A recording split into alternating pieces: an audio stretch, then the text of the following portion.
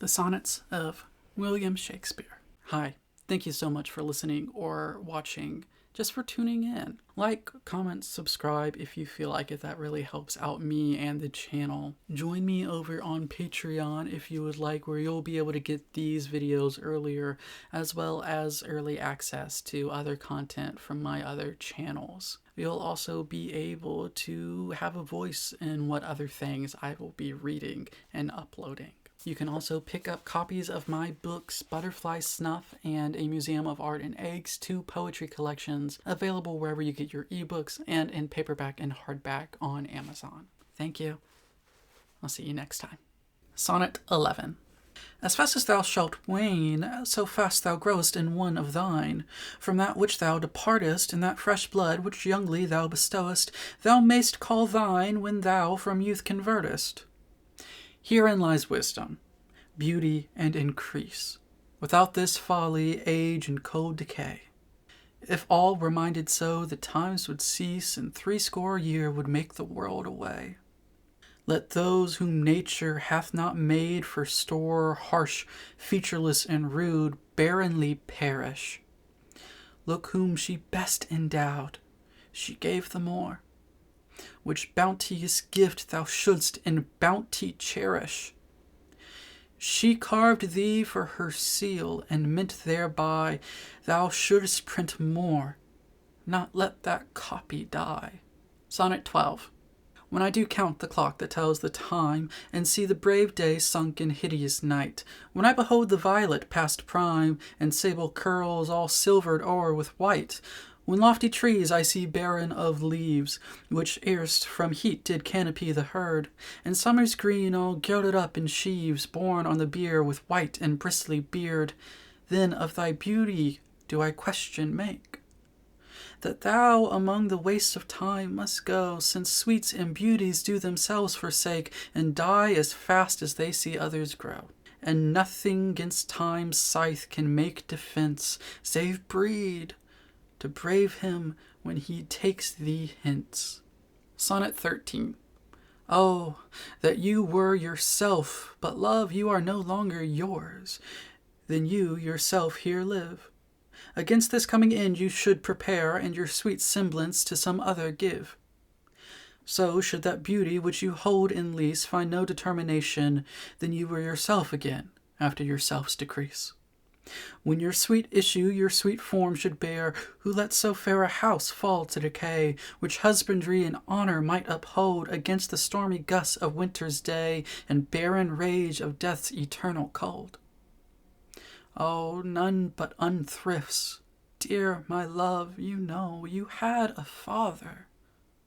Let your son say so. Sonnet 14. Not from the stars do I my judgment pluck, and yet methinks I have astronomy. But not to tell of good or evil luck, of plagues, of deaths, or seasons' quality. Nor can I fortune to brief minutes tell, pointing to each his thunder, rain, and wind, or say with princes if it shall go well, by oft predict that I in heaven find.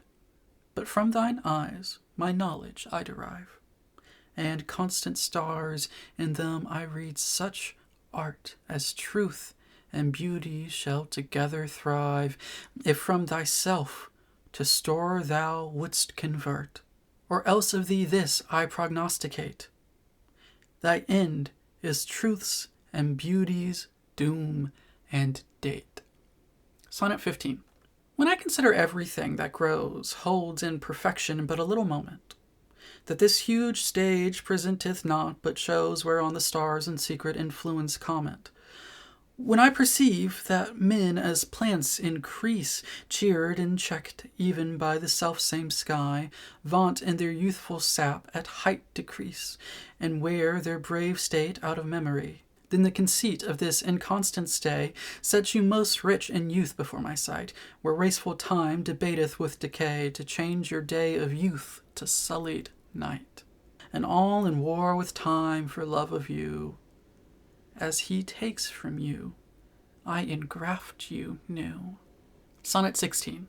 But wherefore do not you a mightier way make war upon this bloody tyrant time, and fortify yourself in your decay with means more blessed than my barren rhyme? Now stand you on the top of happy hours, and many maiden gardens, yet unset, with virtuous wish would bear you living flowers, much liker than your painted counterfeit.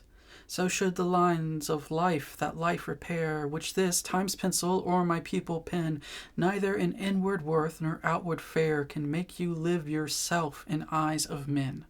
To give away yourself keeps yourself still, and you must live, drawn by your own sweet skill. Sonnet 17. Who will believe my verse in time to come, if it were filled with your most high deserts? Though yet heaven knows it is but as a tome which hides your life and shows not half your parts. If I could write the beauty of your eyes, and in fresh numbers number all your graces, the age to come would say, this poet lies. Such heavenly touches ne'er touched earthly faces. So should my papers, yellowed with their age, be scorned, like old men of less truth than tongue, and your true rights be termed a poet's rage, and stretched metre of an antique song. But were some child of yours alive that time, you should live twice, in it and in my rhyme. Sonnet 18. Shall I compare thee to a summer's day? Thou art more lovely and more temperate. Rough winds do shake the darling buds of May, and summer's leaf hath all too short a date. Sometime too hot the eye of heaven shines, and often is his gold complexion dimmed, and every fair from fair sometime declines, by chance or nature's changing course untrimmed. But thy eternal summer shall not fade, nor lose possession of thou fair thou owest. Nor shall death brag thou wanderest in his shade, when in eternal lines to time thou growest. So long as men can breathe, or eyes can see, so long lives this, and this gives life to thee. Sonnet 19. Devouring time, blunt thou the lion's paws, and make the earth devour her own sweet brood. Pluck the keen teeth from the fierce tiger's jaws, and burn the long-lived phoenix in her blood.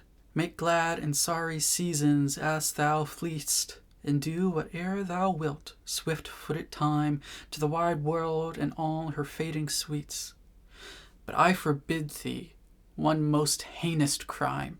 Oh, carve not with thy hours my love's fair brow, nor draw no lines there with thine antique pen.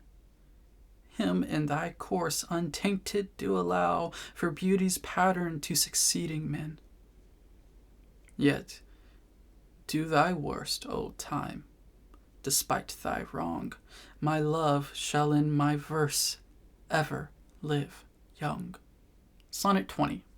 A woman's faith with nature's own hand painted hast thou, the master mistress of my passion. A woman's gentle heart, but not acquainted with shifting change, as is false women's fashion. An eye more bright than theirs, less false in rolling, gilding the object whereupon it gazeth. A man in hue, all hues in his controlling, which steals men's eyes and women's souls amazeth. And for a woman wert thou first created, till nature, as she wrought thee, fell a-doting, and by addition me of thee defeated, by adding one thing to my purpose nothing. But since she pricked thee out for women's pleasure, mine be thy love, and thy love's use their treasure.